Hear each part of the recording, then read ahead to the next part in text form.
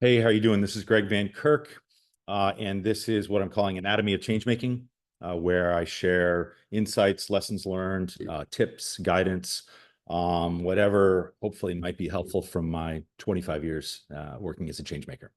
So I thought I'd start off with empathy because change making is really just all about putting empathy into action.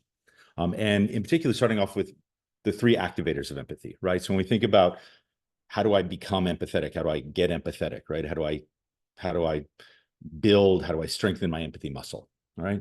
Well, fortunately, it was years ago, good friend Chris Atkins, who is at William and Mary and who's now at Notre Dame, shared with me, and I'm going to paraphrase, so forgive me, Chris, if I don't get all of this right, what we'd call the three triggers or the three activators of empathy, right? So how do I get empathetic, right? So the first one is we are empathetic with people with whom we're close, right? So we have a close relationship, mother, father, sister, brother, good friend, right? So we get somebody we understand because we have this relationship, right? So if I've got that, I'm empathetic with that person. I can be empathetic, right? The second one is actually could be with a total stranger, but somebody with whom we have a shared life experience, right? So think about self-help groups, think about Alcoholics Anonymous, right? People come together, they say, oh my gosh, I don't know you, right? But we've all been through the same stuff together, so I get you, right? I get what you've been through, right? Empathy, right?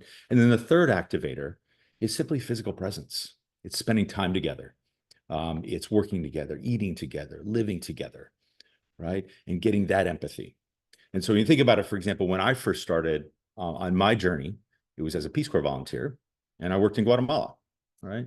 And I wasn't empathetic when I first started out because people weren't my family and friends, right? I didn't have relationships, and we didn't have a lot of shared life experiences. So the only way that I could activate or trigger my empathy was actually go there and live there and work with people. And that's what something like the Peace Corps does for you, right?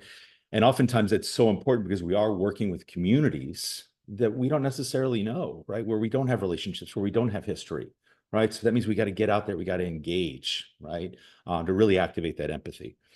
The wonderful thing is when you maybe even only have that last activator of empathy of physical presence and spending time together, if you do that long enough, then you start to share experiences with people and you have that to activate your empathy and you build relationships with people, right? People become your friends, they become like your family, right? So you have all three activators of empathy.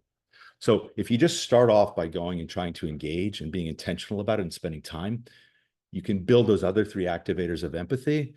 And if you look at any kind of really deep, profound, high impact change making or social change, and who's leading it, who's sort of at the forefront of putting it into action, it's people who have all three activators of empathy, right?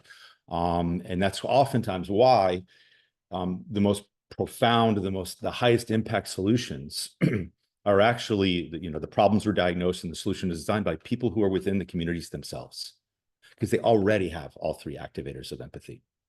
Right? So hopefully find that helpful. And go to collaborativechangemaking.com if you want to learn more, if you want to get some resources, certificates, books, courses, workshops, what have you, and have a wonderful day.